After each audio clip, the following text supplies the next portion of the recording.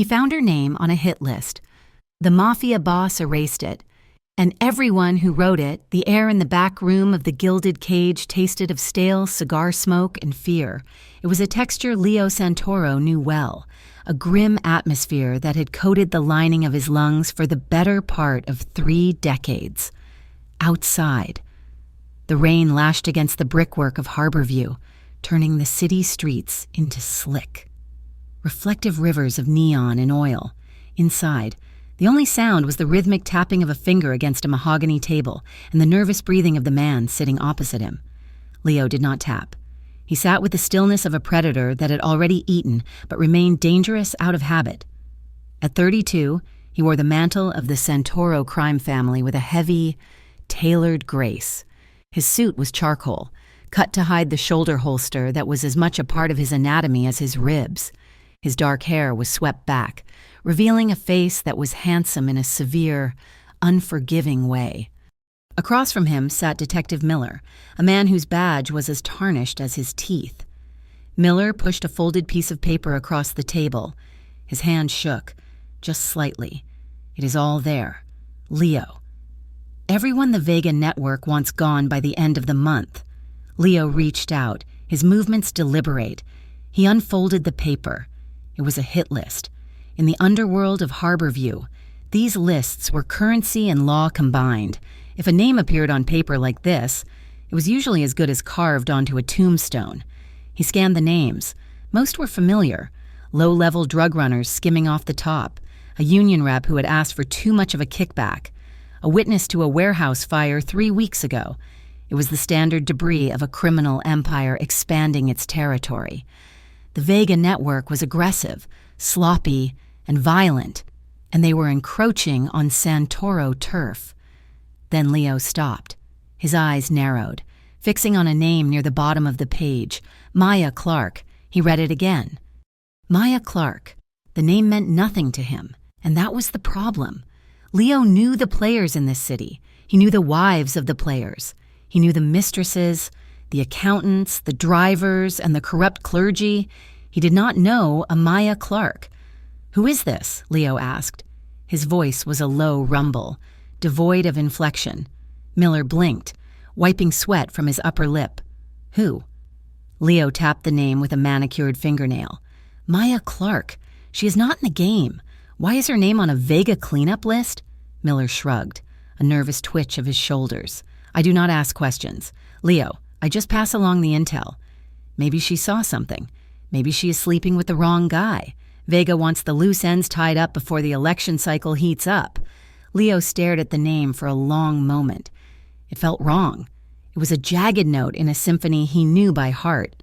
A civilian name on a cartel hit list was not just sloppy business. It was a liability. And more than that, it sparked a curiosity Leo had not felt in years.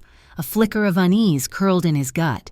"Get out," Leo said, dismissing the detective without looking up. Miller scrambled to leave, the heavy steel door clanking shut behind him. Leo remained alone in the dim light, staring at the name of a woman he had never met, wondering why the vultures were circling her. 6 miles away, in the sterile, fluorescent-lit corridors of Harborview General Hospital, Maya Clark was trying to massage the cramp out of her lower back. It was 11 at night. Her shift had officially ended 30 minutes ago, but Mrs. Gable in room 412 had needed help eating her broth, and Maya was not the kind of physical therapist who left a patient struggling. She walked to the locker room, her sneakers squeaking softly on the linoleum. Maya was 26, with messy brown hair tied back in a utilitarian bun and eyes the color of warm amber that currently looked clouded with exhaustion. She pulled off her scrubs, changing into oversized sweatpants and a thick knitted sweater. Her life was a loop of work, sleep, and worry. She grabbed her tote bag and headed for the exit, nodding to the security guard who looked as tired as she felt. Outside, the air was cold and damp. Maya pulled her coat tighter around herself as she walked toward the bus stop. She did not have the money for a cab. The stack of unpaid bills on her kitchen counter was a constant, looming shadow in her mind. Student loans, rent, the credit card debt she had accrued paying for her mother's funeral last year. It was a mountain she was climbing with a spoon. She sat on the wet bench, staring at her reflection in a puddle. She looked ordinary. She felt invisible. But in the drawer of her nightstand back at her apartment, hidden beneath a stack of winter socks, sat an object that made her anything but invisible.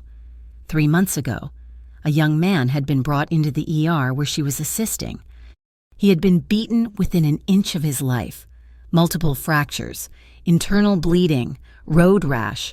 During her rehab sessions with him, he had been delirious, terrified. He whispered about men in suits, about a list, about cops who looked the other way. Maya had assumed it was the trauma talking, the morphine weaving nightmares. But the night he vanished from the hospital against medical advice, he had left a burner phone tucked under his pillow. Maya had found it. She had intended to turn it in, but something in the young man's terror had stopped her. She had taken it home, turned it off, and buried it in her drawer. She had never turned it on. She told herself she was just being paranoid, but every time she walked past a police cruiser, her heart hammered a frantic rhythm against her ribs. The bus arrived with a hiss of brakes, shaking her from her thoughts. Maya climbed aboard, unaware that her name was currently sitting on a mahogany table in the back room of a Mafia front, circled in red ink. The next morning, the rain had cleared, leaving Harborview washed in a pale, gray light. Leo sat in his office, a high-rise fortress of glass and steel that overlooked the harbor. The duality of his life was stark. To the public, he was a venture capitalist with old family money. To the underworld, he was the gatekeeper, his head of security, a man named Marcus who could hack a government server as easily as he could break a jaw. Stood by the desk. "I found her," Marcus said, placing a tablet on the desk. "Maya Clark. She is a physical therapist at Harborview General, lives in a walk-up in the East End, clean record, not even a parking ticket. She volunteers at a shelter on weekends." Leo swiped through the photos. They were candid shots taken from social media or security feeds. Maya laughing with a friend, Maya walking out of a grocery store, Maya looking tired on the subway. She looked soft, vulnerable. "Why does Vega want her dead?" Leo asked, looking at a picture of her smiling at a dog. Marcus hesitated. "We are not sure." But I dug into her patient history. 3 months ago, she was the primary therapist for a kid named Danny Rice, low-level runner for the Vega crew. Rice disappeared before the cops could question him about a shipment that went missing. Leo leaned back, steepled his fingers. Rice must have talked, or left something with her. Probably. Marcus said, "The order is active. Leo, Vega has put a bounty out, 5,000 for the hit." Leo looked at the woman's face on the screen. She had kind eyes, the kind of eyes that had not seen the things he had seen. The idea of a bullet tearing through her, ending that ordinary, struggling existence, offended him. It was a waste. It was chaotic. Leo picked up a pen and pulled the copy of the hit list from his drawer. He drew a thick, black line through the name Maya Clark. "Call the lieutenants," Leo ordered, his voice cold. "Tell them this name is off the board. If any of our people touch her, I will bury them. And send word to the street that the Santoro family has an interest in this civilian." Marcus looked surprised. "You are protecting her?" Leo stood up and buttoned his jacket. "I am curious, Marcus, and I am tired of Vega thinking he can clean his messes on my doorstep. I want to see her." That evening, Leo sat in the back of a black sedan parked across the street from the hospital entrance. It was a risk, being this exposed, but he needed to see her in 3 dimensions. He needed to understand why he had crossed her name out at 7 in the evening. The doors slid open. Maya emerged. She looked exhausted, her shoulders slumped. A light rain had started to fall again. As Leo watched, an elderly man with a walker stumbled near the curb. People rushed past him, heads down, ignoring the old man's distress. But Maya stopped. She dropped her bag on the wet pavement and steadied the man. She spoke to him, her face lighting up with a gentle smile that seemed to cut through the gloom of the street. She hailed a cab for him, helped him in, and folded his walker into the trunk. Only when the cab drove away did she pick up her bag. Leo felt a strange tightness in his chest. It was a foreign sensation. In his world, weakness was exploited. Kindness was a transaction, but what he just saw was pure. It was a vulnerability that should have been extinguished by the city years ago. "Drive," Leo said to his driver, but his gaze lingered on Maya until she disappeared around the corner. 2 nights later, the inevitable collision occurred. It was 1 in the morning. Leo had just finished a meeting with a union boss that had gone south, leaving him agitated and restless. He had ordered his driver to stop at an all-night grocery store in the East End, a rare impulse to be among normal people. To buy a pack of cigarettes he probably would not smoke. He was exiting the store, the bell above the door chiming, when a figure rushed in, head down, wrestling with a broken umbrella. They collided with force. Maya gasped as the plastic basket in her hand went flying. A jar of pasta sauce shattered against the tile floor, sending red splatter across her sneakers and the hem of Leo's trousers. A carton of eggs cracked open, weeping yellow onto the linoleum. "Oh God, I'm so sorry," Maya exclaimed, dropping to her knees instantly to try and pick up the shards of glass. "I was not looking. I just wanted to get out of the rain and—" "Stop," Leo said. His voice was commanding, sharp enough that it made her freeze. He crouched down, not to check his ruined pants, but to catch her hand before she sliced it on a jagged piece of glass. "You will cut yourself," he said, his tone softening. Maya looked up, and for the first time, their eyes locked. Leo felt the impact in his spine.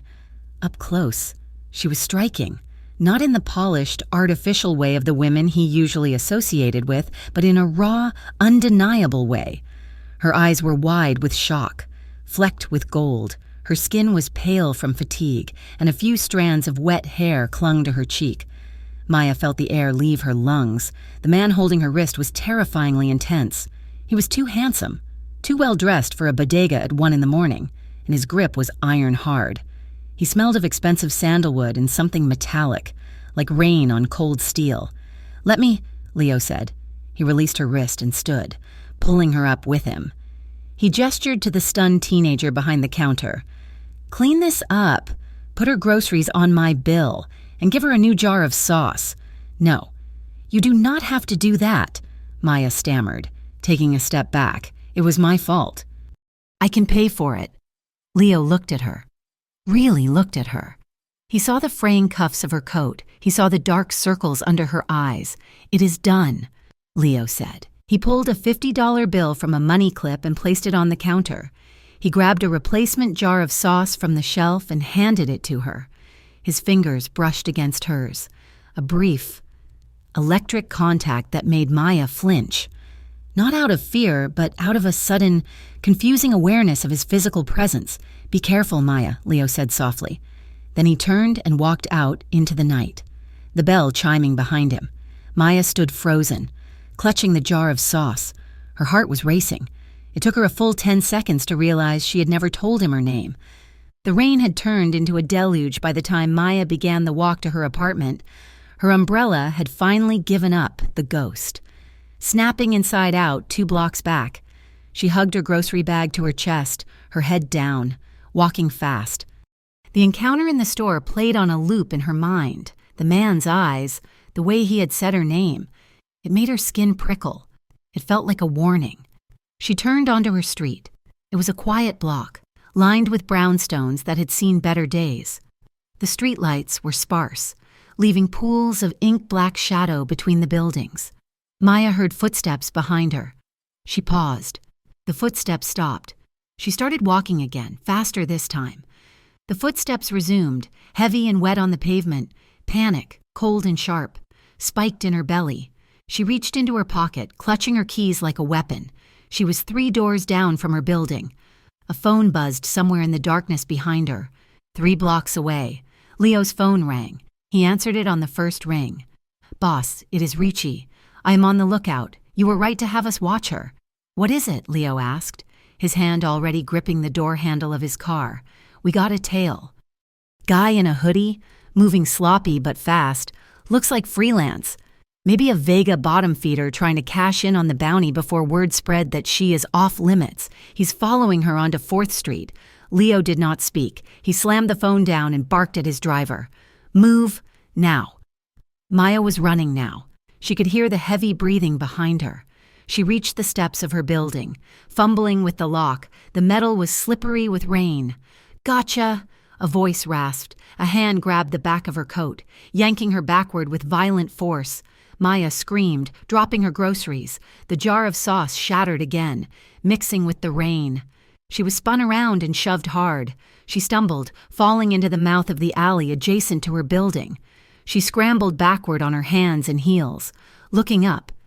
The man looming over her was broad, wearing a dark hoodie, a knife glinting in his hand. He grinned, revealing yellowed teeth. Vega sends his regards, sweetheart. Maya squeezed her eyes shut, bracing for the pain, for the end. A screech of tires tore through the air. A car door slammed. The man with the knife turned his head just as a shadow detached itself from the street. Leo Santoro hit him like a freight train. It was not a fight. It was an execution of movement. Leo didn't even slow down. He caught the attacker's wrist, twisting it with a sickening pop that forced the knife to clatter to the concrete in the same motion. Leo drove his elbow into the man's jaw, the sound of bone cracking echoing off the brick walls. The attacker crumbled, gasping for air.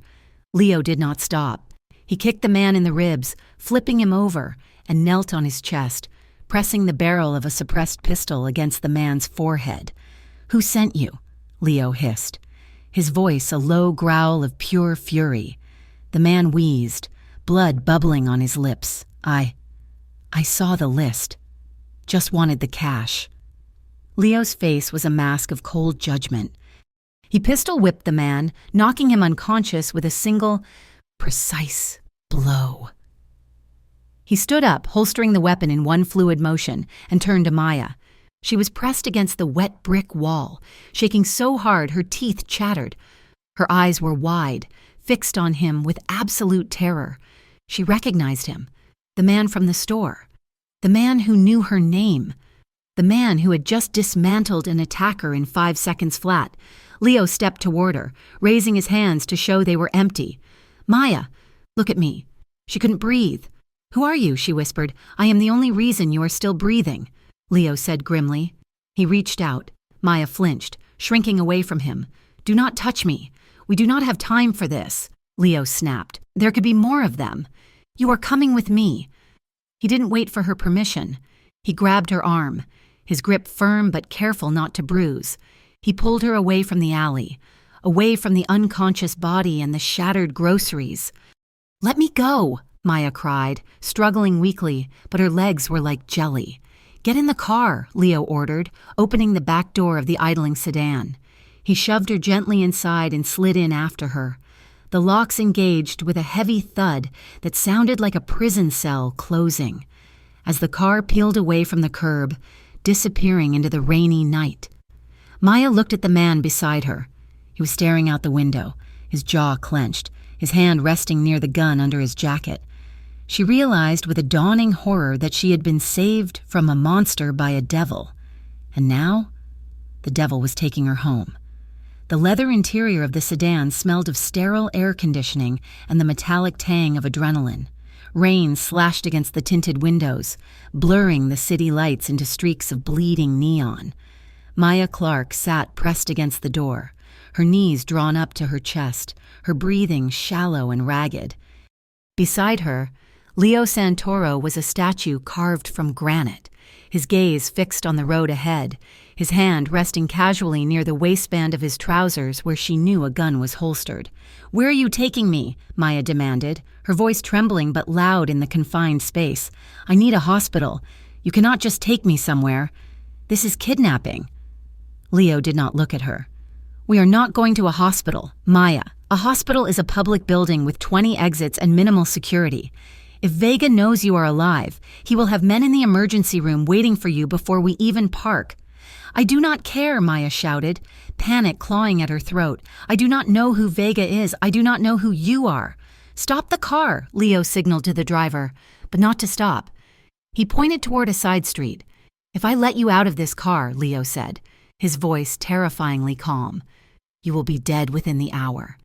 The man in the alley was not a random mugger. He was a professional. He had a picture of you on his phone. "Do you understand what that means?" Maya stared at him, her mouth opening and closing, the memory of the knife, the yellow teeth, the cold pavement washed over her. "It means you have been marked," Leo continued, turning to face her. His eyes were dark, unreadable pools, and the people who marked you do not stop until the body is in a bag. The car slowed, pulling into the underground garage of a nondescript brownstone in a quiet, affluent neighborhood.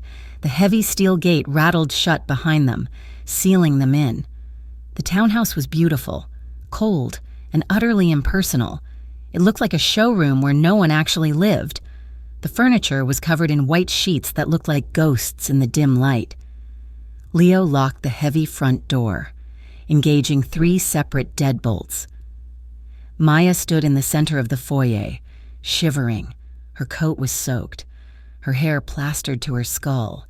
She reached into her pocket for her phone. "I am calling the police," she announced, her thumb hovering over the emergency dial. Leo moved. He did not run, but he crossed the distance between them with a speed that made her gasp. He gently took the phone from her hand. He did not snatch it.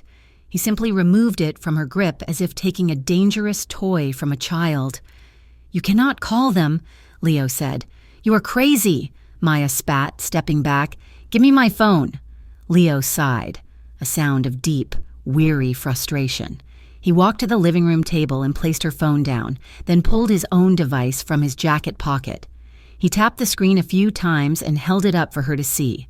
It was a grainy photograph of a piece of paper, a list of names.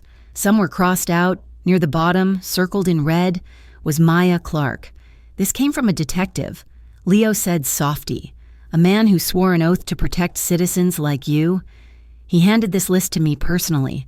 Half the precinct is on the Vega payroll. If you call 911, the dispatch might send a squad car, or they might send the same man who tried to gut you in the alley. Do you want to take that gamble?" Maya stared at the image. The letters of her name seemed to float on the screen, foreign and terrifying. The reality of her situation crashed down on her. She sank onto the arm of a dust-covered sofa, her legs giving out. "Why?" she whispered. "I am a physical therapist. I pay my taxes. I go to work. I do not know any mobsters. Why is my name there?" Leo watched her, studying the curve of her neck, the way her hands shook in her lap. "Think, Maya. Did you see something, hear something? Did a patient say something to you?" Maya squeezed her eyes shut.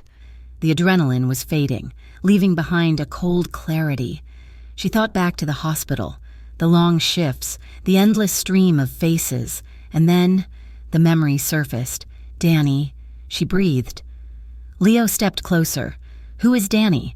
"Danny Rice," she said, looking up at Leo. "He was a patient about 3 months ago. He was bad, beaten up. He was terrified. He kept saying he needed to leave, that they were coming for him." Leo nodded slowly. Danny Rice was a runner for the Vega network. He skimmed money from a shipment. He disappeared before we could find him. He left against medical advice, Maya said, her voice hollow. "But he left something behind." Leo went still. "What did he leave? A phone?" Maya admitted. "An old burner phone. He hid it under his pillow. I found it after he left. I did not turn it in. He was so scared. I thought maybe he would come back for it." "Where is the phone now?" Leo asked, his intensity spiking. "In my apartment," Maya said, "in the nightstand drawer." Leo pulled a radio from his belt. "Marcus, get a team to the East End. Her apartment. Nightstand drawer. Burner phone, bring it here. Do not be seen." 2 hours later, the atmosphere in the townhouse had shifted from panic to a grim, studious tension. Maya sat on the sofa, wrapped in a thick wool blanket Leo had found in a closet. She held a mug of tea he had brewed for her. It was surreal. The man who had pistol-whipped an attacker into a coma was now making her Earl Grey.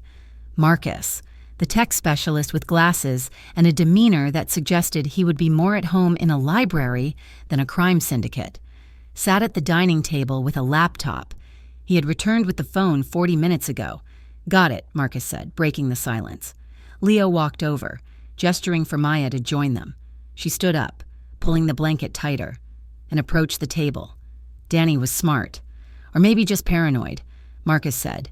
He recorded everything. There were voice notes here from meetings, photos of ledgers, and this. Marcus turned the screen. It was a video. The angle was low, likely taken from a pocket or a crack in a door. It showed a man in a sharp suit handing a briefcase to a familiar figure. "That is Victor Hale," Maya whispered, pointing at the man in the suit. "The candidate for mayor. I see his signs everywhere. And the man taking the money is Adrian Vega," Leo said, his voice like ice. "Hale is washing Vega money through his campaign. In exchange, Vega keeps the streets quiet for him. Danny Rice must have stolen this phone to use as leverage. That is why they killed him. And why they want to kill me," Maya finished, a chill running down her spine. "They think I know what is on the phone."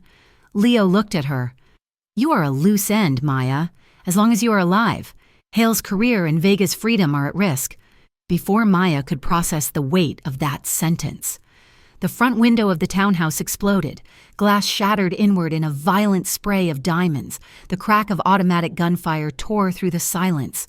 "Down," Leo roared. He did not duck for cover himself. Instead, he lunged across the room, tackling Maya off the sofa and shielding her body with his own as bullets chewed through the drywall and shredded the upholstery where she had been sitting seconds ago. Debris rained down on them. Maya screamed, but the sound was lost in the deafening roar of gunfire. Leo was heavy on top of her, a solid wall of muscle and heat. He was not panicking. He was moving with terrifying precision. "We are compromised," Leo shouted into his radio. "Back exit, now." He hauled Maya to her feet, keeping her bent low. "Stay behind me. Do not let go of my jacket." He pulled a gun from his holster, a larger weapon than the one he had used in the alley. He moved toward the hallway, firing 3 controlled shots through the shattered window to suppress the attackers outside. Maya stumbled after him, her ears ringing. She saw him move. It was not like the movies. There were no wasted motions. He checked corners. He moved her body with firm shoves. He fired with his eyes open and his face set in a mask of concentration. They burst out the back door into a narrow alleyway where another car was waiting, engine roaring. Marcus was already in the driver's seat. Leo shoved Maya into the back and dove in after her. "Go!" The car screeched out of the alley, tires smoking behind them. The townhouse was being riddled with bullets. Maya looked back, trembling uncontrollably. If they had stayed on that sofa for 5 more seconds. She looked at Leo. He was reloading his weapon, his hand steady. There was a smear of blood on his cheek, but he looked as calm as if he were balancing a checkbook. You knew what to do," Maya stammered. Leo looked at her, checking her for injuries with a quick, clinical scan. "I told you, Maya. This is my world. You are just a tourist here." The second safe house was nothing like the first. It was a converted industrial loft on the edge of the shipyard, miles away from the city center. It was a raw space of exposed brick, iron beams and concrete floors. The windows were high and painted black. It smelled of oil and cold air. Leo locked the heavy iron door and slid a massive bolt into place. He turned to Marcus. "Sweep the perimeter. I want sensors on the roof and the stairwell. If a rat moves within 50 yards of this building, I want to know." Marcus nodded and disappeared into the back room with his equipment. Maya stood in the center of the vast, empty room. The shock was wearing off, replaced by a surge of anger. She felt like a pawn on a chessboard she hadn't asked to play. "This is insane," she said, Vati, her voice rising. "You talk about this like it is a game. Sensors, perimeters? People just tried to kill us." Leo took off his ruined jacket and tossed it onto a chair. "It is not a game. Maya, it is a war, and you are standing in the middle of it. Because of you." Maya shouted, stepping toward him. "If you had not taken me, I could have gone to the police. I could have explained." "Explained what?" Leo cut her off, his voice rising for the first time. Explain to the cops on Hale's payroll that you have the evidence to send him to prison. You would have been dead before you finished filling out the police report. You are no better than them, Maya accused, pointing a shaking finger at him. You have guns. You have safe houses. You beat a man half to death in an alley. You are just another criminal, Leo. You are the same as Vega. You just wear a better suit. The room went silent. The accusation hung in the cold air. Leo stared at her, his jaw working. He walked over to a small kitchenette in the corner and poured himself a glass of water, his back to her. When he turned around, his expression was guarded, his eyes tired. "You are right," Leo said quietly. Maya blinked, surprised by the admission. "I am a criminal," Leo continued, leaning against the counter. "I run numbers, I loan money, I bribe officials. I have done things that would make you sick to your stomach. I grew up in this life. Maya, my father was a boss. His father was a boss. I did not choose this, but I mastered it." He took a sip of water, watching her. "But there is a difference between me and Vega. Vega kills women and children to make a point. Vega floods the streets with heroin. I have lines I do not cross. And tonight, the line is you." He set the glass down with a sharp clink. "I have more enemies than friends in this city. Maya, by taking you out of that alley, by crossing your name off that list, I declared war on the Vega network.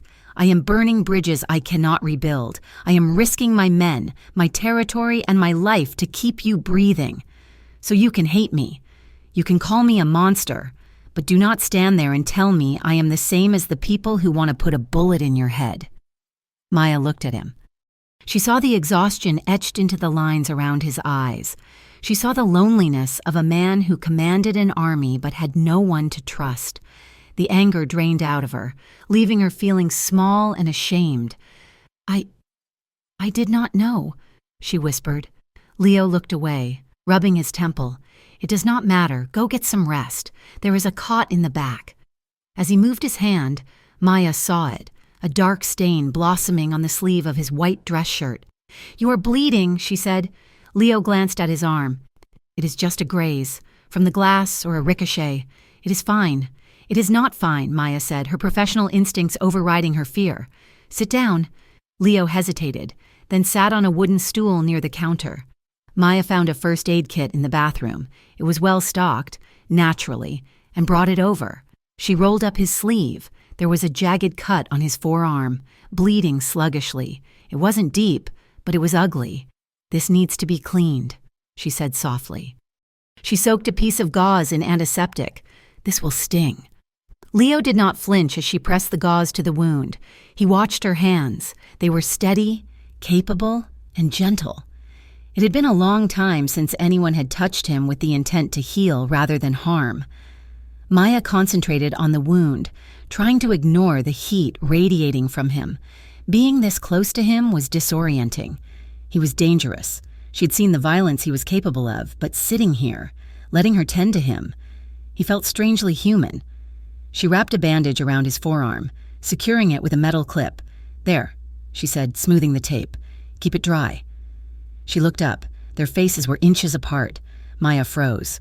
She could feel his breath, warm and steady. She could smell the scent of gunpowder, rain and sandalwood clinging to his skin.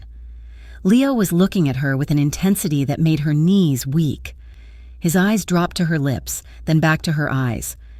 The air between them seemed to thicken, charged with a sudden, electric current that had nothing to do with fear. Leo lifted his hand. His thumb brushed the inside of her wrist, right over her pulse point.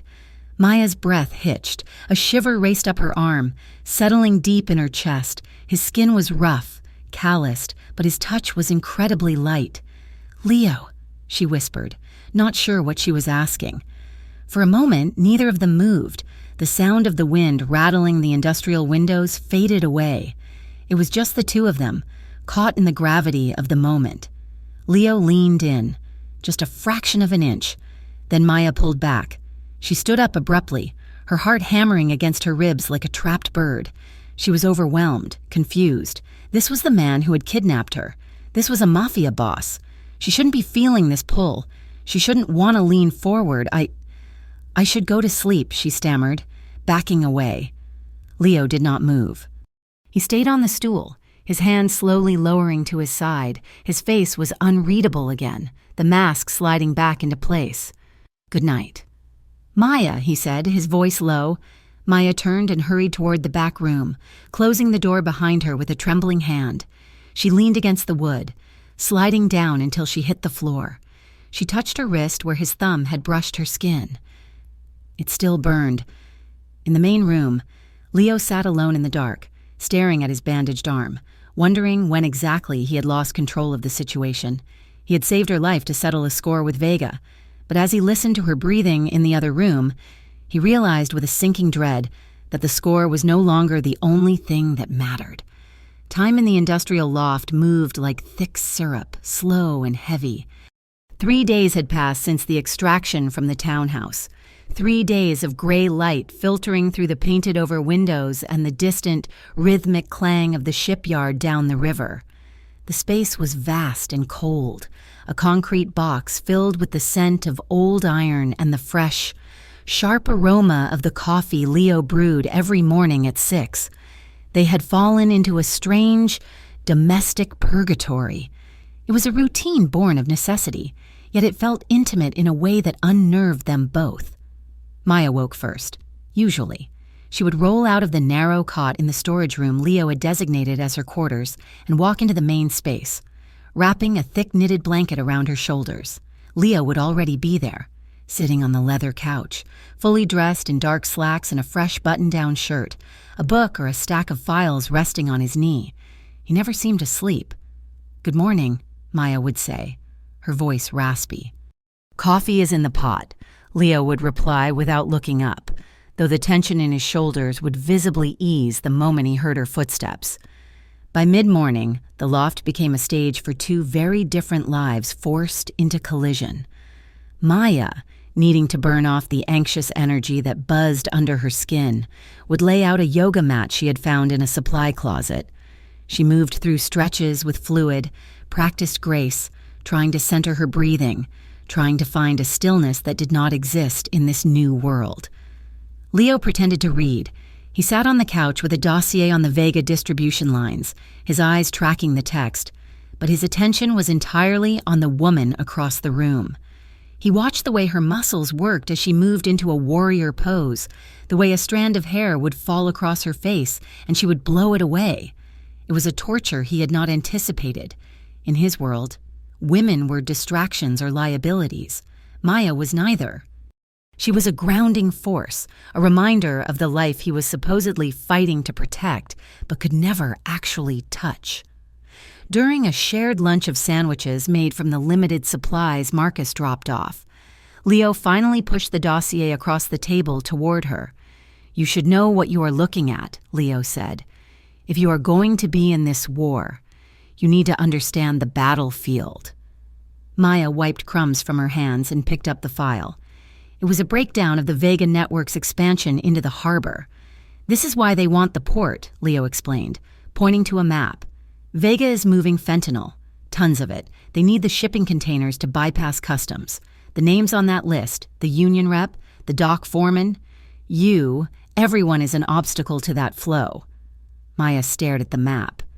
"I am an obstacle because I have a phone that proves Victor Hale is helping them." Leo nodded. "Hale gets the political cover to fire the honest cops, and Vega gets his shipping route. It is a symbiotic parasite." Maya looked up, her amber eyes hardening. "I am not just a name on a list. Leo, I am not just a piece of leverage. I never said you were," Leo replied quietly. "Then stop treating me like luggage you are waiting to put in storage," she countered. "I know the hospital. I know the filing system in the archives. Danny Rice was not just my patient. He was in the system for weeks before he vanished. There has to be a paper trail of who visited him. If we know who visited him, we know who his handler was. It is too dangerous," Leo said, dismissing the idea with a wave of his hand.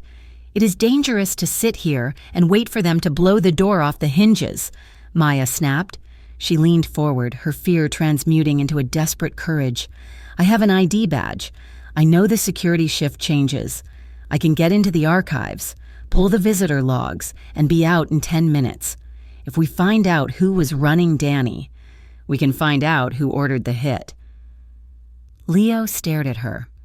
He wanted to say no. He wanted to lock her in this loft until the world burned itself out. But he saw the fire in her eyes, the refusal to be a victim.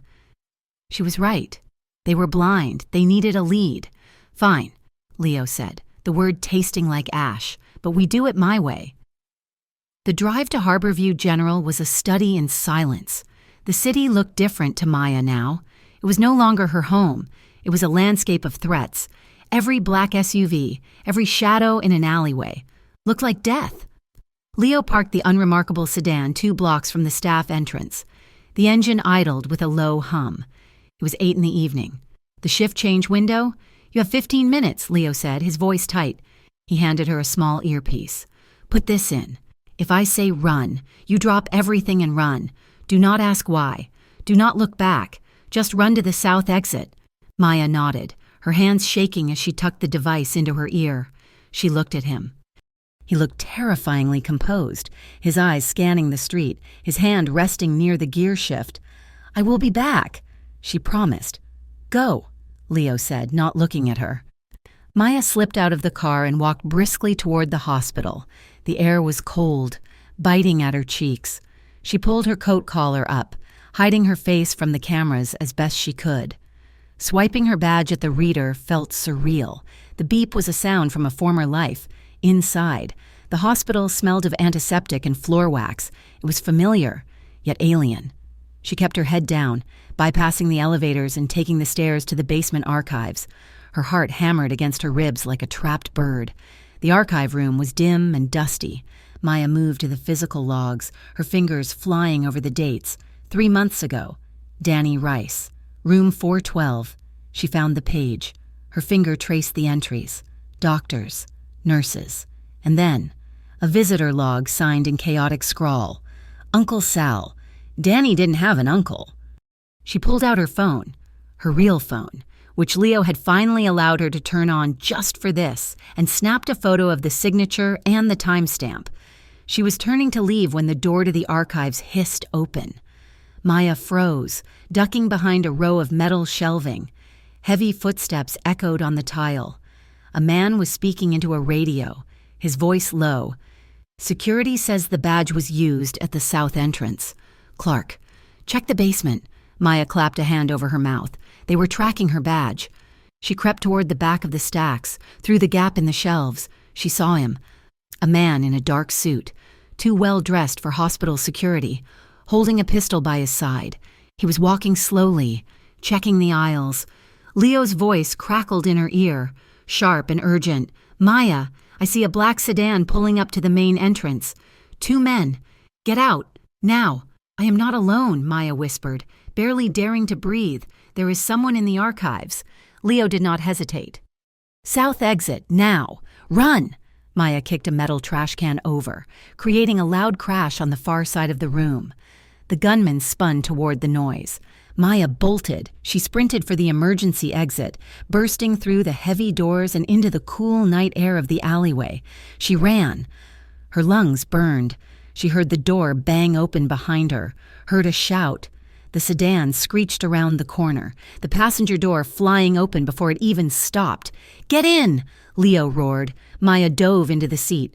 Leo gunned the engine, the tires smoking as he swerved onto the main road, narrowly missing a delivery truck. He drove with a terrifying, aggressive precision, weaving through traffic, putting distance between them and the hospital.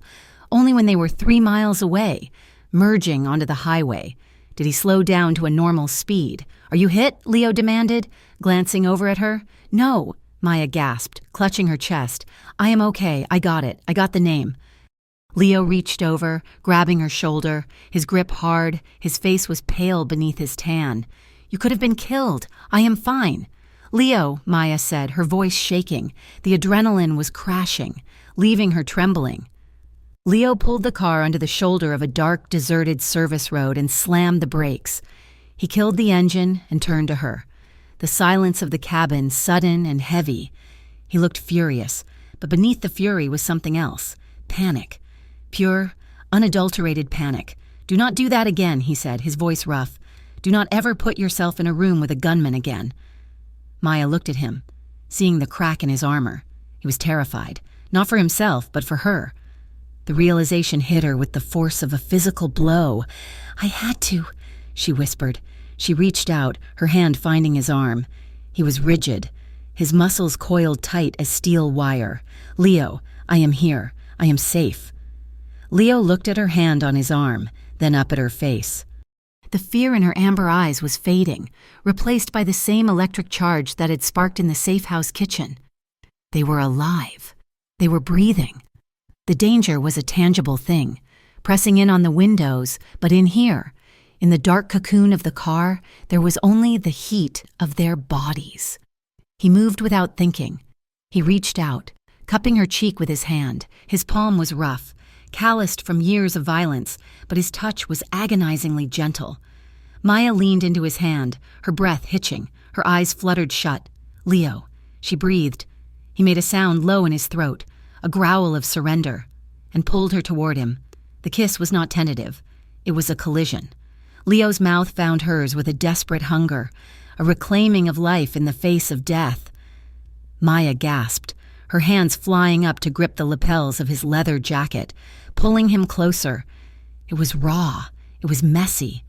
It was the taste of fear and relief and a longing that had been building for days. Leo tasted of coffee and mint and danger. Maya tasted of life. He deepened the kiss, his tongue sweeping into her mouth, his other hand tangling in her hair, tilting her head back to gain better access. Maya melted against him. The gear shift dug into her hip. The console was awkward, but she did not care. She needed to feel him. She needed to know that the man who could kill for her could also want her this much. The violence of the last hour bled away, replaced by a searing heat that pooled in her belly. For a long minute, there was only the sound of their ragged breathing and the friction of clothing. Then, reality crashed back in. They broke apart, chests heaving. Leo pulled back, his eyes blown wide, his pupils dilated. He looked like he had just been struck by lightning. Maya was flushed, her lips swollen and parted, her hair wild. They stared at each other in the dim light of the dashboard. Leo started, his voice cracking. He cleared his throat. I have not felt this, not in a very long time. Maya touched her lips, her fingers trembling. Neither have I. Leo looked away, gripping the steering wheel until his knuckles turned white. This is dangerous. Maya, us. It makes you a target. It makes me reckless. I know, Maya whispered. Leo started the car. We need to go back. The drive back to the loft was excruciating. The air in the car was thick with unspoken words. Every time Leo shifted gears, his hand brushed near her knee, sending a fresh jolt of electricity through her. When they finally locked the heavy iron door of the loft behind them, the dam broke. You think this is a mistake? Maya said, throwing her coat onto the chair. Leo turned, pacing the length of the room. It is a mistake, Maya. Look at my life. I have a price on my head. I have people actively hunting me, and now I am dragging you deeper into the mud. I am already in the mud, Maya shouted. You kissed me. Leo. You cannot just turn that off because it is inconvenient. It is not about convenience. Leo spun around, his eyes blazing. It is about survival. If I care about you, if I really care about you, then Vega has a weapon he can use to destroy me. And I cannot let that happen. I cannot let you be that weapon. Maya crossed the room, grabbing his arm to stop his pacing. So what? You just turn it off? You pretend you did not just look at me like I was the only thing keeping you alive? Leo looked down at her, his expression tortured. I am terrified. Maya, I am terrified that for the first time in 10 years, I actually have something to lose. Maya softened. She reached up, touching his face again. Then fight for it, Leo. Fight for us. Do not push me away just to keep me safe. I would rather be in danger with you than safe and alone. Leo closed his eyes, leaning his forehead against hers. You are a fool. Maya Clark. Maybe, she whispered, but I am your fool. That night, the tension in the loft was a physical weight. The argument had settled into a fragile truce. They moved around each other carefully, aware of the gravity of what had happened in the car. At midnight. Leo's secure phone buzzed. He checked the message, his face darkening. "What is it?" Maya asked from the couch where she was pretending to read. "Update from my informant."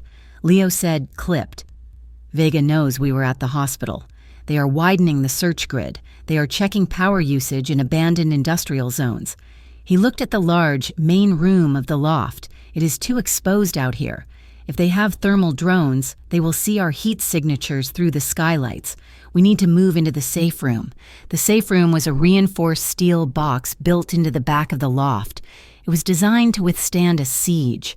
It was also designed for one person. Leo ushered her inside. The room was small, dominated by a single, narrow bed and a wall of monitors. He pulled the heavy steel door shut. It latched with a final, ominous thunk. Leo tried the handle. It didn't move. He frowned, putting his weight into it. The handle spun uselessly. "The locking mechanism," Leo muttered. "It must have jammed. The humidity in here." He looked at Maya. "We are stuck. Until Marcus comes in the morning for the supply drop." Maya looked at the single bed. It was barely 3 feet wide. She looked at Leo. He looked at the floor, clearly calculating if he could sleep sitting up against the wall. "Leo," she said softly, "do not be ridiculous." She sat down on the bed, kicking off her shoes. She patted the mattress beside her. Leo hesitated. "Maya, just lie down, Leo. We are both exhausted. We are fully clothed. It is fine." Leo sighed, a sound of defeat, and sat on the edge of the bed. He removed his shoulder holster, placing it on the floor within easy reach, and lay down on his back. Stiff as a board, Maya lay down beside him. There was no room for distance. She turned on her side, her back to him, curling up to fit on the mattress. Leo lay there, staring at the steel ceiling. He could feel the heat of her body along the length of his side. He could smell the faint scent of vanilla shampoo in her hair. His heart was hammering a slow, heavy rhythm, slowly, tentatively. Maya shifted backward until her back was pressed against his chest. Leo froze for a second, then exhaled. He shifted his arm, sliding it under her pillow to give them more room, his other arm resting over his own stomach, effectively boxing her in. They lay there in the dark, the silence absolute. "Leo?" Maya whispered. "Yeah. What happens when this is over?" Leo was silent for a long time. He listened to the steady rise and fall of her breathing. He thought about the list. He thought about Miller, the detective. He thought about Vega. "I am going to end it," Leo whispered. His voice was soft, but it carried a dangerous, razor-sharp edge that made Maya shiver. "I am going to erase the list, Maya, and I am going to erase everyone who thought they could write your name on it." Maya felt a tear slip down her cheek onto the pillow. She reached back, finding his hand in the dark. She interlaced her fingers with his. "Okay," she whispered back. Leo tightened his grip on her hand. He pulled her slightly closer, burying his face in her hair, in the darkness of the steel box, holding the woman who had upended his entire existence. Leo Santoro finally allowed himself to sleep. The concrete depths of the parking garage beneath the precinct smelled of oil leaks and stale urine. It was a place where light struggled to reach, flickering from a single, dying fluorescent tube that buzzed like a trapped hornet. Detective Miller walked toward his sedan, keys jangling in a hand that had not stopped shaking for 3 days. He fumbled with the lock, his eyes darting to the shadows. He opened the door, but before he could slide into the safety of the driver's seat, a hand clamped onto the back of his neck. It was not a rough grab. It was a vice, an immovable force that slammed his head forward against the roof of the car with a dull, sickening thud. Miller gasped, his knees buckling, but the hand held him upright. "Quiet, Miller," a voice said from the darkness. Miller knew the voice. It was the voice of a man who had erased his name from the book of the living the moment he stepped into this garage. "Leo," Miller choked out, his cheek pressed against the cold metal of his car roof. "I did not know. I swear, I just passed the list." Leo Santoro stepped into the sliver of light. He looked immaculate in a black trench coat, his face a mask of terrifying indifference. He did not look angry. Anger was a heat, and Leo was absolute zero. He twisted Miller's arm behind his back, forcing the detective to whimper as the joint strained near the breaking point. "I am not here for an apology," Leo said, his voice echoing in the empty garage. "I am here for the authors." He applied a fraction more pressure. Miller cried out, the sound sharp and pathetic. "Who put Maya Clark on that list?" Leo asked. "Not who printed it, who wrote it. Who decided a physical therapist needed to die to clear the board for Victor Hale? It was Vega," Miller sobbed. "It is always Vega." "Specifics," Leo hissed, leaning in close. "A name. Miller, give me a name or I will break this arm. And then I will start on the other one, and we will work our way inward until you are nothing but a bag of fluid." Miller scrambled for air, his vision swimming. It was Carter, the accountant. He manages the payoffs. He flagged her. He said she had the phone. Leo released the pressure slightly, but did not let go. Carter. "Where is he?" "He runs the books out of the back of the Sapphire Lounge. That is all I know. Please, Leo, I have a family." Leo stared at the back of the detective's head. He thought about Maya. He thought about the way she had looked at him in the car, the fear and the trust warring in her eyes. He thought about the fact that this man, this sworn officer of the law, had sold her life for an envelope of cash. "You have a family," Leo said softly. "Keep them close. If I ever see your name on a police report again, if I ever hear a whisper that you are working for Vega, there will be no conversation." Leo shoved Miller forward. The detective collapsed onto the concrete, gasping. By the time he looked up, Leo Santoro was gone, vanishing into the shadows as if he had been nothing more than a nightmare. Over the next 48 hours, Harborview bled. It was not a war played out in the headlines, but in the alleyways and the back rooms of the city. Leo moved through the underworld like a phantom. He did not sleep. He barely ate. He was a machine fueled by a singular, cold purpose. He hit the Sapphire Lounge first. He walked in through the back door, disabled the two guards with precise, crippling shots to their kneecaps, and dragged Carter the accountant out into the alley. He did not kill him. He took the ledger, he took the hard drives, and he left Carter with a message burned into his mind. Anyone who touched Maya Clark was touching death. From the ledger, he found the supply lines. He found the mid-level captains who had distributed the list. He visited them. A gambling den in the Lower East Side went dark, its patrons fleeing as Leo walked in and pistol-whipped the pit boss into unconsciousness in front of his own men. A warehouse storing Vega's narcotics caught fire under mysterious circumstances, burning millions of dollars of product to ash. Leo was systematically dismantling the infrastructure that supported the hit on Maya. He was making her name radioactive. He was ensuring that anyone who even thought about claiming the bounty would realize the cost was too high. But in the loft, the silence was growing louder. Maya watched him. She watched him come back in the pre-dawn hours, his knuckles bruised, the smell of smoke and cordite clinging to his clothes. He would strip off his jacket, wash his hands with obsessive thoroughness in the kitchen sink, and then make her tea. It was jarring. The man who gently placed a mug of Earl Grey in front of her was the same man she saw in the news reports, the shadow behind the sudden spike in gangland violence. One evening, the tension finally snapped. Maya was watching the local news on a tablet Leo had provided. The anchor was reporting on a fire at a shipyard warehouse, a Vega operation.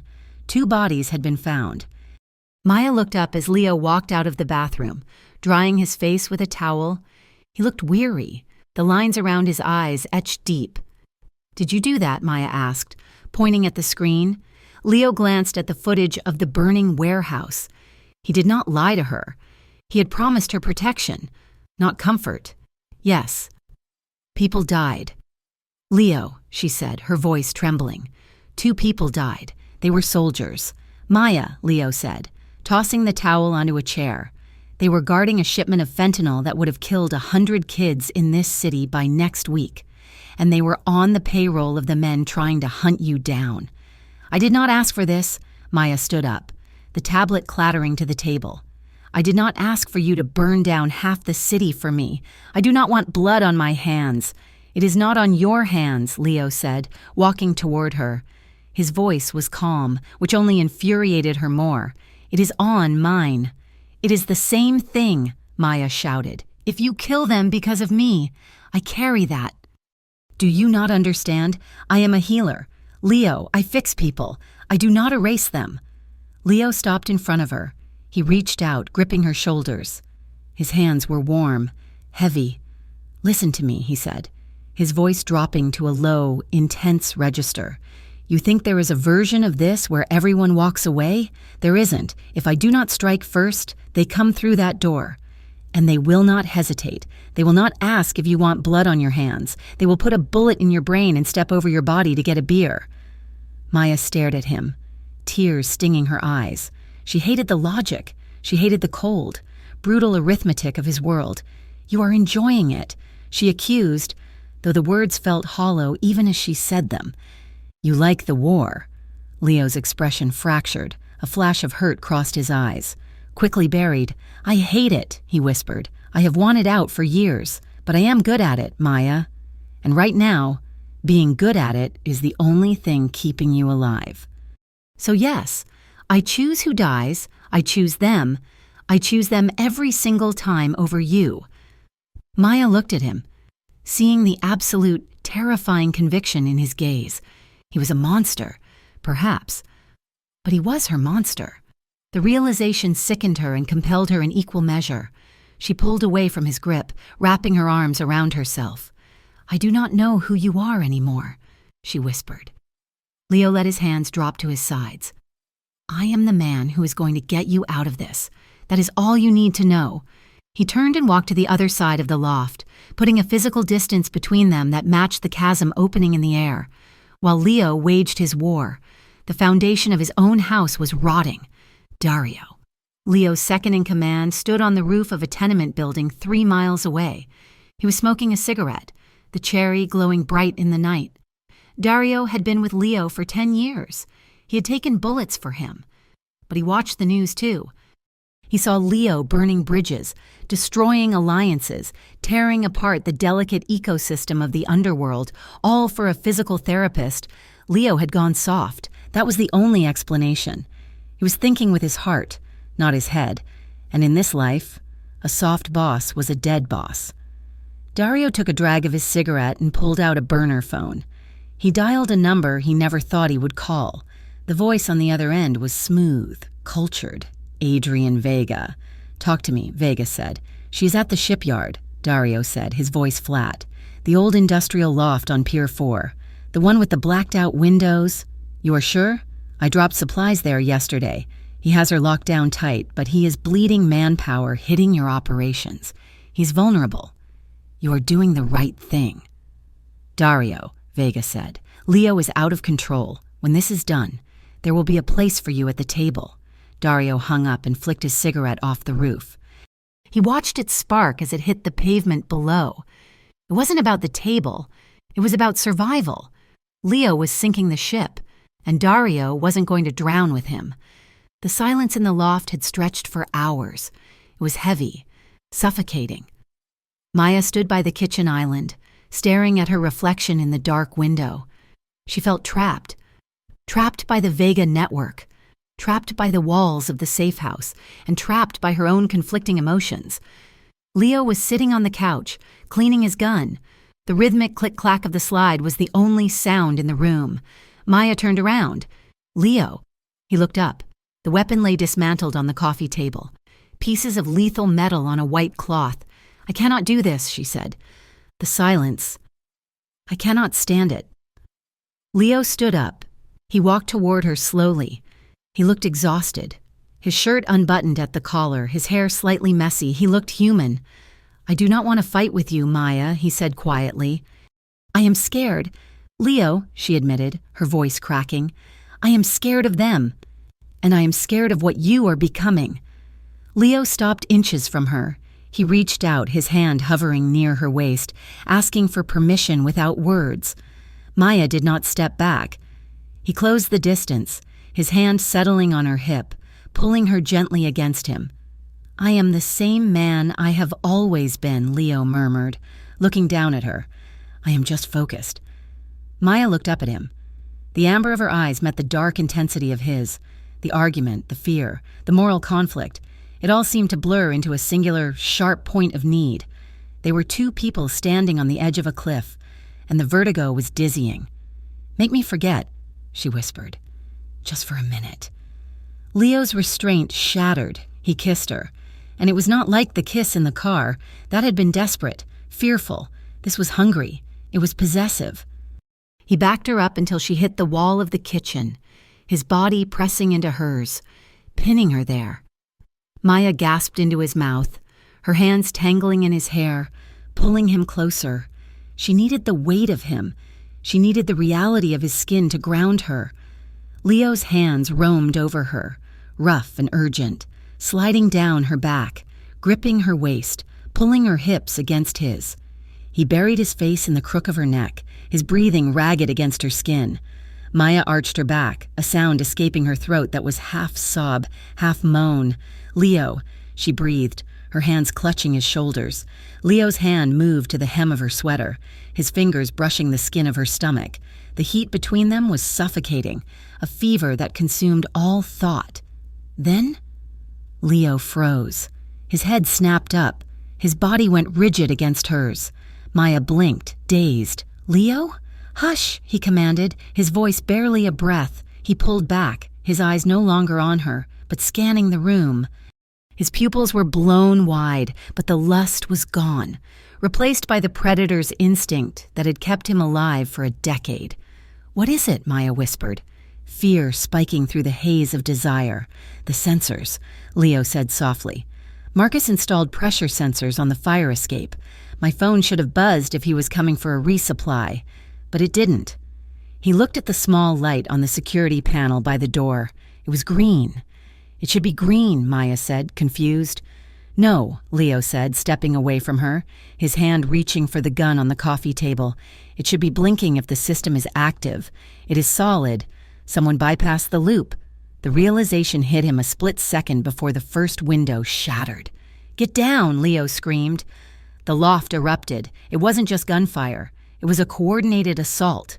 A canister of tear gas smashed through the skylight, hissing as it skittered across the concrete floor. At the same moment, the heavy iron door was breached with a deafening boom that shook the walls. Leo didn't waste a second. He didn't return fire. He grabbed Maya by the back of her sweater and threw her toward the back of the room. The fire escape, go! Bullets chewed up the floor where they had been standing seconds ago. Splinters of wood and concrete sprayed the air. The room filled with white smoke. Maya scrambled to her feet, coughing, her eyes stinging. She saw shadowy figures pouring through the breached door, laser sights cutting through the smoke like red vipers.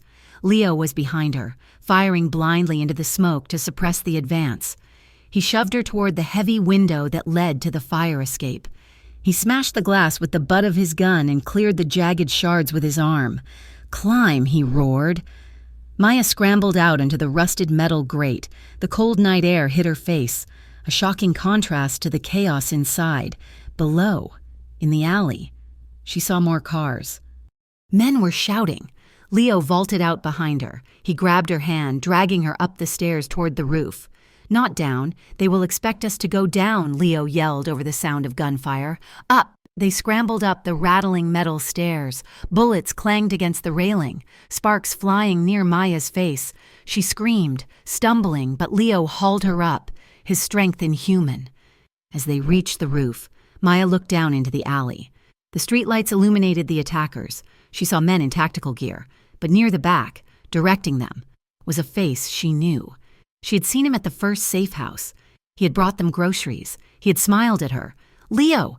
Maya screamed, pointing. It is Dario! Dario is down there! Leo paused for a fraction of a second, looking over the edge. He saw his lieutenant. He saw the betrayal written in the man's stance, the way he was commanding the Vega hitmen. The look on Leo's face was terrifying. It wasn't fear. It wasn't even anger. It was the death of something human behind his eyes. Move, Leo said, his voice devoid of all emotion. They sprinted across the rooftops, jumping the narrow gaps between the industrial buildings. Leo knew the city's skeleton. He led her through a maze of skylights and drainage pipes, descending 3 blocks away into a darkened lumber yard. They didn't stop running until they reached a dilapidated auto shop on the edge of the district, a fallback location Leo had kept off the books for years. The office of the auto shop smelled of grease and old rubber. It was cramped, lit only by the street lamp filtering through the dusty blinds. Leo kicked the door shut and barred it with a steel pipe. He checked his weapon. He had 1 magazine left. Maya collapsed onto a stack of old tires, her chest heaving, her lungs burning. She was covered in soot, her sweater torn. She looked at Leo. He was standing by the window, staring out at the empty street. He was vibrating with tension. "It was Dario," Maya whispered, the horror of it finally settling in. "One of your own men." Leo didn't turn around. He slowly holstered his gun. He took a deep breath, and when he exhaled, the sound was like a shudder. "He sold us," Leo said. His voice was so cold it made the room feel freezing. He knew the security codes. He knew the sensor loops. "He sold us to Vega." Maya watched him. She remembered the argument they had earlier. "I choose who dies." She remembered the way he had touched her against the wall, desperate and tender. And now, she saw a man who had been stripped of his last layer of trust. "What are you going to do?" Maya asked, her voice trembling. Leo turned to face her. His face was a mask of stone. There was no conflict in his eyes anymore. There was no hesitation. "I am going to finish it," Leo said. He walked over to a rusted metal cabinet and pulled out a heavy duffel bag. He unzipped it, revealing a cache of fresh ammunition, grenades, and a tactical vest. "You asked me if I was a monster." "Maya," Leo said, loading a fresh magazine into his pistol with a sharp click. "You are about to find out." Maya shrank back against the tires. She looked at the man she was falling for, the man who had risked everything for her. She wanted to run to him. She wanted to comfort him. But the aura of violence radiating off him was so potent, so absolute, that she remained frozen. She realized then that the Leo Santoro who brewed tea and worried about her feelings might have died back in that loft. And the man standing in front of her was the king of Harborview, preparing to burn his kingdom to the ground. The warehouse was a cavern of rusted steel and dripping water. The sound of the rain outside muffled to a dull, rhythmic thrumming. Inside, the air was cold enough to see breath, but the chill that settled into Maya Clark's bones had nothing to do with the temperature. She stood near the heavy sliding doors, her arms wrapped tightly around herself, watching a scene she knew would haunt her nightmares forever. In the center of the concrete floor, under the harsh glare of a single hanging work light, a man was on his knees.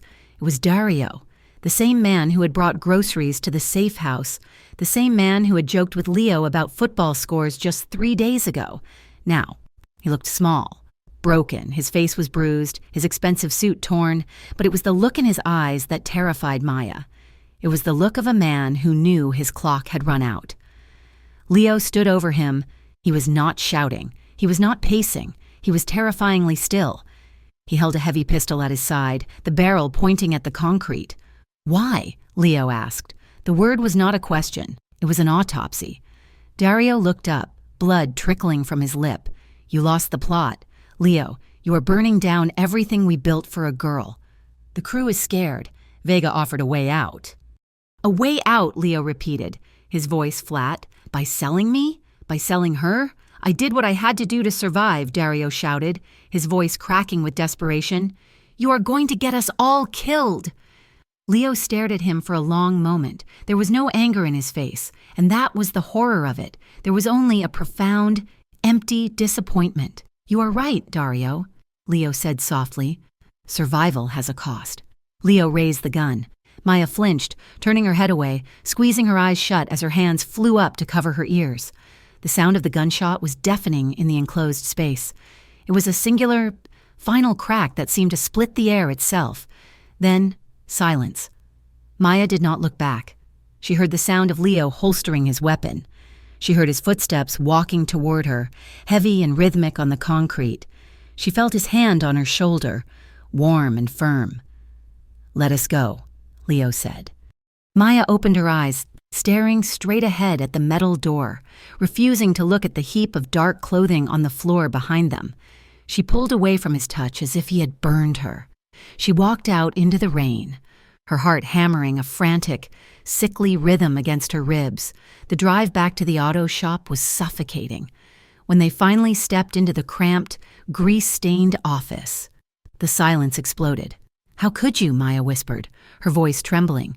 "He was your friend." Leo locked the door and turned to her, his expression weary. "He was a liability. He sold our location to a cartel that wanted to torture you to death. He was a human being," Maya screamed, the tears finally spilling over. "You just executed him like he was nothing. I saw his face. Leo, I saw him looking at you." Leo walked over to the sink to wash his hands, the same ritual he always performed. He scrubbed his skin until it was red. "If I had let him live," Leo said, his back to her, "he would have told Vega where we are right now, and then you would be dead. Is that what you want?" "I want this to stop," Maya cried. "I want the killing to stop. You are becoming just like them. You say you are protecting me, but you are just adding more bodies to the pile. Where does it end? Leo, when everyone is dead?" "It ends when you are safe," Leo said, turning off the tap. He turned to face her, water dripping from his hands. "And if I have to bury half the city to make that happen, I will." Maya looked at him, and she felt a chasm opening between them. She remembered the man who had held her in the dark, the man who had kissed her with such desperate tenderness. She could not reconcile that man with the executioner she had just witnessed. "I cannot do this," she whispered, backing away from him. "I cannot stay here and watch you become a monster." Leo stepped toward her, his eyes pleading for the first time. "Maya, listen to me. Listen to—" "There is no other way. The police cannot help you. The law cannot help you. Without this war, you would already be dead and buried under a fake overdose report. I am the only wall between you and the abyss." Maya shook her head. "No, there has to be another way. A right way." She turned and ran into the small bathroom, locking the flimsy door behind her. She slid down to the floor, pulling her phone from her pocket. Her hands were shaking so hard she could barely type. She could not stay in Leo's world. It was drowning her. She thought of Sarah, her old roommate from college who now worked as a paralegal in the federal prosecutor's office downtown. Sarah was honest. Sarah believed in the system. Maya typed a message. "I have the evidence against Vega. I have the phone. Meet me. Please help." She hit send, terrified that she was making a mistake, but more terrified that staying with Leo meant losing her soul. 2 hours later, under the guise of needing fresh air. Maya stood on a busy street corner in the theater district. She had slipped out while Leo was on a secure call with his remaining loyalists. She knew she had minutes before he realized she was gone. The street was crowded with people, normal people drinking lattes and checking their watches. It felt safe. It felt sane. She clutched the burner phone in her pocket. Sarah had replied immediately. "Meet me at the Daily Grind on 5th. I am bringing a federal agent." Maya scanned the crowd, looking for Sarah's blonde hair. She felt a surge of hope. This was the right thing to do. This was how you fought criminals, with the law, not with bullets. A white van screeched to a halt at the curb in front of her. Maya frowned, taking a step back. The side door slid open with a violent rattle. Before she could scream, 2 men in dark clothes lunged out. They moved with a terrifying speed. One grabbed her arm, twisting it behind her back. The other clamped a gloved hand over her mouth, stifling her cry. Maya kicked and thrashed, her eyes wide with panic. She saw a woman with a stroller stop and stare. She saw a businessman drop his briefcase, but no one moved. No one helped. "Get her in!" one of the men growled. They shoved her into the dark cavern of the van. Maya landed hard on the metal floor, the breath knocked out of her. The door slammed shut, cutting off the sunlight, the noise of the street, and her last hope of escape. As the van peeled away, tires smoking, a black sedan roared around the corner. Leo's men. They were 30 seconds too late. The phone in the auto shop rang. Leo picked it up, his gut already twisting with a premonition of disaster. She is gone. Boss. The voice was Marcus, his tech specialist. We were too late. They grabbed her on Fifth Avenue. Leo did not speak. He did not breathe. For a terrifying second, the world simply stopped. The air left the room. The mask of the calculating mafia boss, the mask of the protector, the mask of the lover, it all shattered. What was left underneath was pure, concentrated ruin. Find them, Leo said. His voice was not loud. It was the sound of tectonic plates shifting deep underground. I am trying to track the van. But they switched plates, Marcus said, his voice trembling. Leo, if they have her. Call everyone. Leo interrupted. Call every favor, call every debt. I want the city locked down. I want every street corner watched. I want every Vega front kicked in. You tell them that if Maya Clark is not found, there will be no business done in Harborview by anyone, ever again. He hung up the phone. He walked over to the metal cabinet and pulled out the rest of the weaponry. He strapped on a second holster. He checked the knives in his boots. He had tried to be careful. He had tried to be surgical. But they had taken her. They had taken the only thing that made him want to be a human being. Now, they would get the devil. Maya woke up in a chair. Her wrists were zip-tied behind her back, the plastic biting into her skin. The smell of damp concrete and old rust filled her nose. She blinked, her vision adjusting to the dim light. She was in a basement. It was vast, filled with shadows and industrial piping. Awake, I see. The voice was smooth, cultured, and utterly cold. Maya looked up. A man stood in front of her. He was handsome in a reptilian way, wearing a suit that cost more than her entire education. He held a glass of whiskey, swirling the amber liquid gently. Adrian Vega. Maya pulled against her restraints. Where am I? You are in the problem removal department. Miss Clark, Vega said, taking a sip of his drink. He stepped closer, looking at her with mild curiosity. I must admit, I am disappointed. I expected a femme fatale, a spy, instead. I find a physical therapist with a martyr complex. You are going to prison, Maya spat, trying to summon the courage she had felt in the hospital archives. I have evidence. Vega laughed. It was a dry, humorless sound. Evidence? My dear, do you know who pays for the judge's summer home? Do you know who funded the district attorney's campaign? Victor Hale is going to be the next mayor, and I am the reason why. There is no prison for men like us. There are only inconveniences, and you are a very large inconvenience. He leaned down, his face inches from hers. His cologne was overpowering. You think Leo Santoro can save you? Vega whispered. Leo is a relic. He thinks he can erase a list. I have 1,000 lists. I have 1,000 men. For every name he crosses out, I write 2 more. He's fighting a tide with a bucket. Maya stared at him, and the cold reality of his words settled in. She realized the scale of the monster Leo was fighting. It wasn't just a gang. It was a system. It was a rot that went all the way to the bone of the city. Leo will come for me, Maya said, her voice shaking but defiant. Vega smiled, and it was the smile of a shark.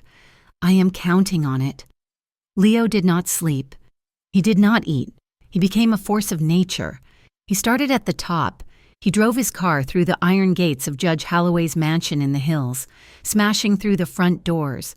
He found the judge in his study. Leo did not ask questions. He put a bullet in the antique globe on the desk and then pressed the hot barrel against the judge's cheek. Who has her? Leo asked. The judge wept. He gave up a name. A mid-level politician named Sterling. Leo found Sterling in his campaign office, counting cash in the dark. Leo broke the man's fingers, one by one, until Sterling gasped out a location. The Sapphire Lounge, the accountant, Carter, it all came back to the money. Leo stormed the Sapphire Lounge for the second time. This time, he did not leave anyone standing. He walked through the gunfire like a ghost, his aim precise, his movements efficient. He cornered Carter in the back office. The accountant was shredding documents. Leo grabbed him by the throat and slammed him against the wall. Where is she? Leo roared, his control finally fraying at the edges. Carter choked, his face turning purple. The basement, the old textile factory in the industrial district. Vega is there. He's waiting for you. Leo dropped him. He pulled out his phone.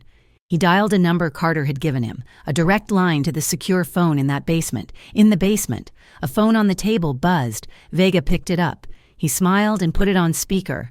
"Hello." "Leo." "Put her on," Leo said. His voice was a jagged ruin. Vega held the phone to Maya's ear. "Leo!" Maya sobbed. "Leo, do not come. It is a trap. They have men everywhere." "Maya," Leo's voice cracked. "Are you hurt?" "No, I'm okay. But please, Leo, stay away. He wants to kill you. Do not trade your life for mine." Leo took a breath. She could hear it rattle in his chest over the connection. "I told you, Maya. I choose you. I choose you every time." Maya wept, the tears streaming down her face. "I love you," she whispered. "I'm so sorry I left. I'm so sorry. I love you." There was a silence on the line, heavy with everything they had never said. "I love you," Leo said, "and I am coming to get you." Vega pulled the phone away, touching. He drawled. He spoke into the receiver. "Here is the deal. Leo, you want her? You walk into the main doors of the textile factory. Alone, no guns, no backup. You trade your life for hers. If I see one of your men, if I see a police car, she dies before you reach the door. I will be there in 20 minutes, Leo said. Vega hung up. He looked at Maya with a satisfied smirk. "Love," he said, shaking his head. "It is such a predictable weakness." Leo sat in his car, 3 blocks away from the textile factory. The rain was hammering against the roof. He checked his gun one last time, then he ejected the magazine. He cleared the chamber. He placed the weapon on the passenger seat. He reached under the seat and pulled out a small, black device, an earpiece. He put it in. "Marcus, are you there?" "I am here, boss." Marcus's voice crackled in his ear. "I have eyes on the roof. The sniper is in position." "Good," Leo said. He reached into the glove box and pulled out a second, smaller pistol, a compact model that strapped to his ankle. He secured it, pulling his pant leg down to hide it. Leo looked at the factory looming in the distance. It was a fortress. Vega thought he had won. Vega thought Leo was walking in there to die, and Leo was willing to die, but not before he burned Adrian Vega's world to ash. He started the car. "I am going in," Leo said. "Wait for my signal." "What is the signal?" Marcus asked. Leo stared at the rain-slicked road. His eyes were hard, devoid of fear, filled only with a terrifying resolve. "The signal is when hell breaks loose." The rain drumming against the roof of the sedan sounded like 1,000 tiny fingers tapping out a countdown. Leo Santoro sat in the driver's seat, the engine off. The interior plunged in darkness save for the weak glow of the street lamp half a block away. On his lap lay a stack of thick manila envelopes.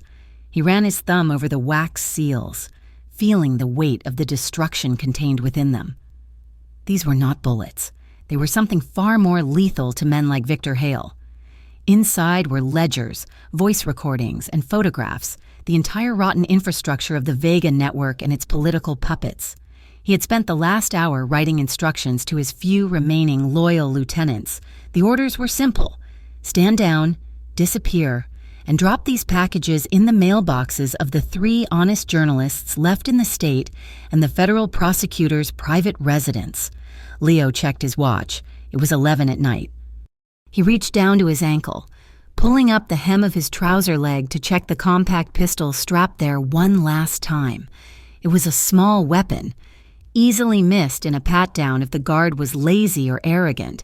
He was counting on them being both. He tapped the tiny earpiece concealed deep in his ear canal. "Marcus, are we set?" Leo asked, his voice barely a whisper. "We are set." Marcus's voice came back, tense and tinny. "The sniper is on the water tower 3 blocks east. He has a line of sight through the upper factory windows. But Leo, the shot is difficult. The wind is high. Just tell him to wait for the signal," Leo said. "And the police? They have been tipped off," Marcus confirmed. "Anonymous call reported a hostage situation and shots fired at the textile factory. Patrol units are 10 minutes out. SWAT will be 20. Leo took a deep breath. 10 minutes. He had 10 minutes to walk into hell, kill the devil, and walk back out with the woman he loved. He opened the car door and stepped out into the deluge. He left his main weapon on the seat, a silent testament to his surrender. He buttoned his coat, squared his shoulders, and walked toward the looming silhouette of the textile factory. He did not look back. The man who had driven into this alley was Leo Santoro, the crime boss. If everything went according to plan, that man would not be leaving this building. The main floor of the factory was a cathedral of rust and shadows. Massive, dormant looms stood like iron beasts in the gloom. In the center of the open floor, illuminated by a circle of harsh portable lights, stood Adrian Vega. He was flanked by 6 men, all heavily armed, and there, in the middle, tied to a wooden chair, was Maya. Leo's heart slammed against his ribs. She looked battered. There was a bruise forming on her cheek, and her hair was matted with rain and sweat, but her head was up. Her eyes were fierce, burning with a defiance that made Leo ache with pride and terror. Leo stopped 10 paces away. He held his hands up, showing his empty palms. "I am here," Leo said, his voice echoing off the metal walls. Vega smiled. It was a thin, cruel expression. He gestured with his chin. "Check him." 2 guards moved forward. They patted Leo down roughly, removing his phone, his wallet, and checking his waistband. They missed the ankle holster. As Leo had predicted, they were focused on the chest and waist, the places a soldier carried a weapon. They did not expect a king to carry a holdout piece like a street hustler. "He is clean." 1 guard grunted. Vega clapped his hands together slowly. Marvelous, the great Leo Santoro, brought to his knees by sentiment. He pointed a pistol at Leo's chest. "On your knees, Leo." Leo hesitated for a fraction of a second, his eyes locking with Maya's. She shook her head slightly, a silent plea for him not to do this. Leo lowered himself slowly to the cold concrete floor. Vega walked around Maya's chair, trailing his hand along her shoulder. Maya flinched, pulling away from his touch. "Look at him." "My dear," Vega purred. "Look at the man who thought he could rewrite the rules of our world. He thought he could erase a list, and now he's just another name I am going to cross out." "You promised to let her go," Leo said, his voice steady. "I am here. Let her walk." Vega laughed. "Oh, Leo, you know I cannot do that. She has seen my face. She knows my name. And frankly, she is the loose end that unravels the sweater. But do not worry. I will make it quick for her. After I make you watch." Maya struggled against the ropes. "You are a coward, Vega!" she shouted. "You are nothing but a coward with a gun." Vega struck her. It was a backhanded slap that snapped her head to the side. Leo surged forward, a growl tearing from his throat, but 2 guards slammed the butts of their rifles into his back, forcing him down. "Stay down," Vega shouted, pointing the gun at Leo's head. "Or I end it right now," Leo panted, his hands clenched into fists on the concrete. He looked up at Vega. "You want to know why I did it?" Leo asked, his voice rising. "You want to know why I tore apart my own city?" Vega paused, his ego taking the bait. "Enlighten me." "Because I love her," Leo said. The words hung in the vast space, stripping away the pretense of the criminal underworld. The guards shifted uncomfortably. Maya looked at him, her eyes widening, the pain on her face replaced by a sudden, luminous shock. "I love her," Leo continued, staring directly at Vega, "and I would burn this city to the ground 1,000 times over to keep her alive." "You think this is business, Vega? You think this is about territory? This is about the fact that you touched the only thing in this world that makes me want to wake up in the morning," Vega sneered, stepping closer. "How poetic and how pathetic. You are a killer. Leo, you do not get a happy ending. You get a bullet." He raised the gun, aiming between Leo's eyes. Leo whispered one word, "Now." The high window 3 stories above shattered inward. The crack of the sniper rifle was a thunderclap. The gun in the hand of the guard standing closest to Maya exploded in a spray of sparks and metal. The man screamed, clutching his mangled hand. Chaos erupted. Leo did not freeze. He moved with the explosive speed of a man who had been coiled for this exact second. He rolled to his right, his hand snatching the compact pistol from his ankle holster. Vega spun around, distracted by the sniper fire. Maya did not wait to be rescued. She saw the guard near her stumbling, off balance from the sniper shot. She threw her weight sideways, slamming her shoulder into his knees. The man went down, his rifle skittering across the floor. Leo came up from his roll, firing. His first shot took the guard on the left in the shoulder, spinning him around. His second shot suppressed the two men by the door, forcing them to dive for cover behind the looms. "Get down, Maya!" Leo roared. Vega grabbed Maya by the back of her shirt, hauling her up and dragging her behind a stack of heavy wooden crates. He pressed his gun to her temple, using her body as a human shield. "Drop it!" Vega screamed, his composure gone, replaced by the frantic panic of a rat in a trap. "Drop it or I paint the wall with her!" The remaining henchmen had fled or were pinned down by the sniper who was firing warning shots near their feet. It was just Leo, Vega, and Maya. Leo stood in the open, his gun trained on Vega's head, but the shot was impossible. Vega was entirely behind Maya. "Let her go." "Adrian," Leo said, his voice deadly calm. "It is over. The police are 2 minutes out. Listen to the sirens." Faintly in the distance, the wail of sirens cut through the rain. "I am walking out of here," Vega shouted, pressing the barrel harder against Maya's skin. "And she is coming with me. Back off." Leo took a step forward. "You are not walking anywhere." Vega's finger tightened on the trigger. "I swear to God, Leo." Maya looked at Leo. She saw the agony in his eyes. She saw the man who had tried to erase the list, who had tried to be better. She realized that she was not just a damsel in this story. She was a survivor. She took a sharp breath. As Vega shifted his grip to drag her backward, Maya dropped her weight and drove her elbow backward with every ounce of strength she possessed. It connected solidly with Vega's solar plexus. Vega gasped, his grip loosening for a fraction of a second. Maya twisted, ducking down and to the left. It was all the opening Leo needed. The shot was instant. The bullet struck Vega in the chest. The impact threw him backward against the crates. He slid down the wood, his gun clattering to the floor, his eyes wide with shock. Maya scrambled away, crawling on her hands and knees toward Leo. Leo holstered his gun and ran to her.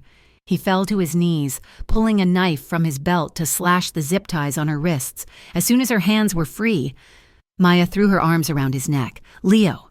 She sobbed, burying her face in his shoulder. He crushed her against him, his hand tangling in her hair, checking the back of her head, her back, making sure she was whole. "I have got you," he whispered, his voice breaking. "I have got you." The sirens were loud now, screeching into the alleyway outside. Blue and red lights flashed through the high windows, painting the industrial gloom in chaotic colors. "We have to go," Leo said, pulling her to her feet. "The back exit. Now." They ran. They left the warehouse, the fallen kingpin, and the wreckage of the Vega network behind them.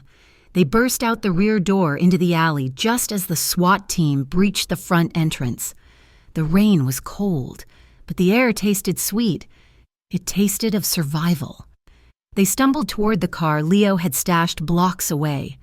Maya stopped, pressing her hands against Leo's chest, frantically searching for blood.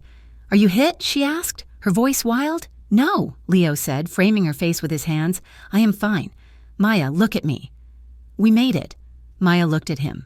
Rainwater dripped from his dark hair, running down the sharp planes of his face. He looked exhausted, older but alive. She kissed him. It was not a gentle kiss. It was a collision of relief and adrenaline. She kissed him like she was trying to breathe him in, her hands gripping his wet coat, pulling him closer. Leo responded with a fierce hunger, his arms locking around her waist, lifting her slightly off the ground. It was a kiss that sealed the promise they had made in the dark. Leo broke the kiss, resting his forehead against hers. "It is done," he whispered. "The list is gone."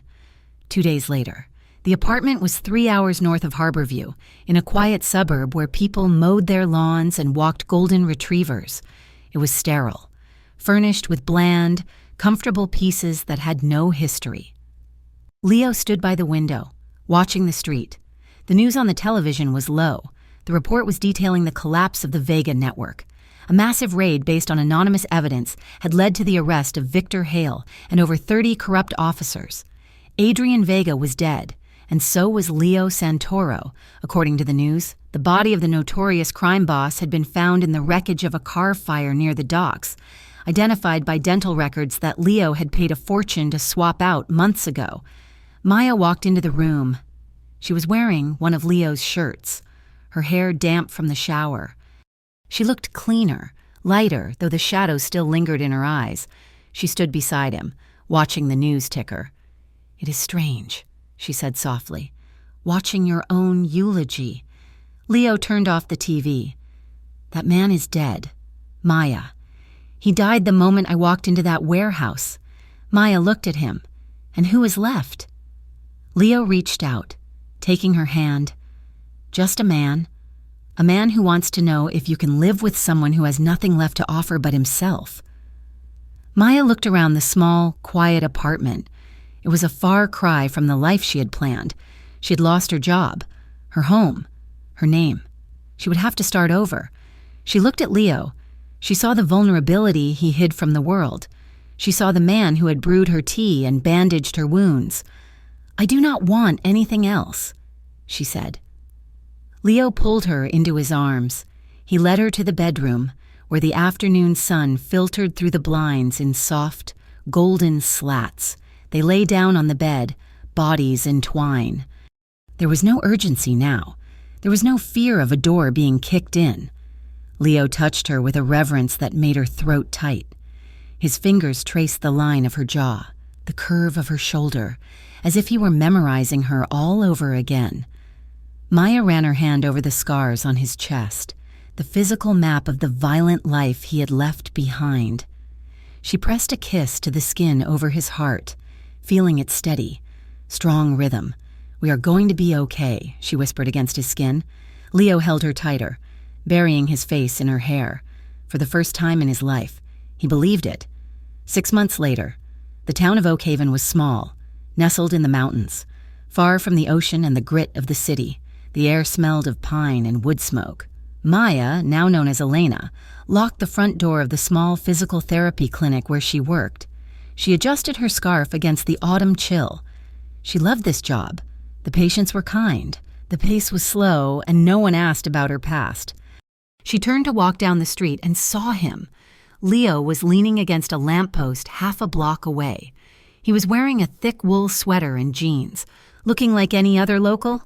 But the way he watched her, with that intense, unwavering focus, was the same.